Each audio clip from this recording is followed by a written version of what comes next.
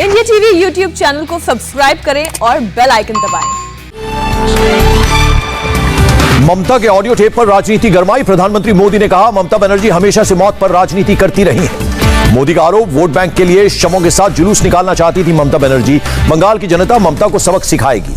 Phone tape किए जाने पर बरसी ममता का। मोदी ने ऑडियो टेप का जिक्र कर इलीगल काम करने वालों का उत्साह बढ़ाया। ममता बनर्जी ने कहा, मुख्यमंत्री का फोन टैप किया जाना गलत, इसका राजनीतिक इस्तेमाल करने के लिए प्रधानमंत्री को शर्म आनी चाहिए। ममता ने फोन टैप किए जाने की सीआईडी जांच के आदेश दिए। कहा, सरकार किसी को छोड़ेगी नहीं। डेड बॉडीज को सुरक्षित रखने वाली बात पर ममता ने दी सफाई। कहा, चुनाव आयोग ने 72 घंटे तक कूच बिहार जाने पर रोक लगाई थी, इसलिए बाद में श्रद्धांजलि देने जाना चाहती थी। बीजेपी ने चुनाव आयोग से की ममता बनर्जी के वायरल ऑडियो की शिकायत। जांच के लिए एसआईटी गठित करने की मांग की। तृणमूल कांग्रेस ने भी चुनाव आयोग से की शिकायत। कहा, चुनाव से ठीक पहले वोटर्स को प्रभावित करने के लिए ऑडियो टेप लीक किया गया। तृणमूल कांग्रेस के नेताओं ने कहा, मुख्यमंत्री का फोन टैप करना गैर कानूनी, इस पर पार्टी कानूनी एक्शन लेगी। बंगाल में आज प्रधानमंत्री मोदी ने की 2 रैलियां। साउथ दिनाजपुर में मोदी ने कहा, बंगाल के लोग जमकर वोटिंग कर रहे हैं, 2 मई दीदी गई। पीएम मोदी ने कहा, मां गंगा बिना भेदभाव के सबका भला करती है, लेकिन ममता दीदी को मां गंगा और श्री राम के नाम से नफरत। पीएम मोदी ने ममता बनर्जी पर तुष्टीकरण की राजनीति का लगाया आरोप। कहा, दीदी गंगा के पास बसने वालों का करती है अपमान। पीएम ने कहा, ममता को बंगाल के विकास से मतलब नहीं, बंगाल के लोगों को साफ पानी नहीं मिला। दीदी ने हर घर नल जल योजना में रोड़े अटकाए। बंगाल में आयुष्मान योजना लागू नहीं होने के लिए पीएम ने ममता बनर्जी को ठहराया जिम्मेदार। कहा, ममता को गरीब परिवार का मुफ्त इलाज मंजूर नहीं। पीएम ने कहा, दीदी ने अपना सारा ध्यान सिर्फ भतीजे पर लगाया। टीएमसी के तोलाबाजों से बंगाल की जनता परेशान। पीएम का ममता बनर्जी पर बड़ा आरोप, दीदी ने युवाओं की आकांक्षाओं को दमन किया। आसनसोल में भी पीएम मोदी की रैली। कहा, ममता बनर्जी ने 10 साल में विकास के नाम पर विश्वासघात किया। पीएम मोदी ने कहा, बंगाल में बीजेपी की डबल इंजन की सरकार तय। मोदी का दावा, अब तक की वोटिंग से तृणमूल कांग्रेस की हार तय। पीएम मोदी ने ममता बनर्जी को अहंकारी बताया। कहा, दीदी के पास बंगाल के लोगों के लिए समय नहीं, वो खुद को देश के संविधान के ऊपर समझती है। पीएम मोदी का बंगाल के लोगों से वादा, बीजेपी सरकार जनता को फायदा पहुंचाने वाली योजना बंगाल में लागू करेगी। नॉर्थ 24 परगना में गृहमंत्री अमित शाह का रोड शो में दिखा बीजेपी कार्यकर्ताओं का हुजूम। नादिया में फिर गरजे अमित शाह। कहा, ममता बनर्जी अब अपने भतीजे अभिषेक बनर्जी को मुख्यमंत्री बनाने का ख्वाब देखती हैं। अमित शाह का बंगाल के लोगों से वादा, दुर्गा पूजा और सरस्वती पूजा में अब नहीं आएगी अड़चन, बीजेपी की सरकार बनने के बाद नहीं होगी रोक टोक। अमित शाह का दावा, बंगाल में घुसपैठ सिर्फ बीजेपी ही रोक सकती है, वोट बैंक के लिए ममता देती हैं घुसपैठ को बढ़ावा। अमित शाह ने कहा, ममता ने बंगाल में इंडस्ट्रीज की बर्बाद कर दिया, बीजेपी की सरकार आएगी तो युवाओं को बंगाल में ही रोजगार मिलेगा। राहुल गांधी के बीजेपी के डीएनए वाले सवाल पर बोले अमित शाह, कहा, पहले इटली का संस्कार छोड़ो, तब आपको भारत का डीएनए पता चलेगा।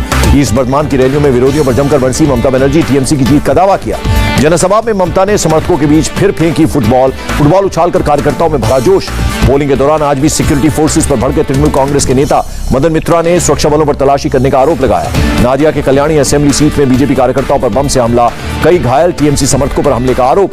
नादिया के ही गैशपुर इलाके में बीजेपी और टीएमसी के कार्यकर्ता एक दूसरे से भिड़े, एक दूसरे पर चुनाव में गड़बड़ी करने का आरोप भी लगाया। वर्तमान में वोटिंग के दौरान बीजेपी के पोलिंग एजेंट के साथ मारपीट, टीएमसी कार्यकर्ताओं पर गुंडागर्दी करने का आरोप लगाया। विधाननगर में वोटिंग के दौरान टीएमसी और बीजेपी कार्यकर्ताओं में हिंसक झड़प, दोनों गुटों में जमकर पथराव। नॉर्थ 24 परगना की कामारगाठी विधानसभा सीट में बीजेपी उम्मीदवार राजू बनर्जी पर हमला, कार का शीशा टूटा, राजू बनर्जी के हाथ में भी चोट लगी। बीरभूम में भी बीजेपी कैंडिडेट पिया साहा पर हमला, बम फेंकने की भी कोशिश, तृणमूल कार्यकर्ताओं पर लगा आरोप।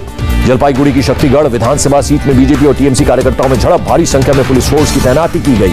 बंगाल के मंत्री सिद्दीकुल्लाह चौधरी हेलमेट पहनकर वोट देने पहुंचे। कहा, उनके ऊपर बीजेपी के लोग कर सकते हैं अटैक। बंगाल में 5वें चरण के मतदान में बम्पर वोटिंग, 80% से ज्यादा मतदान। बंगाल में अब तक 180 सीटों पर हो चुकी है वोटिंग।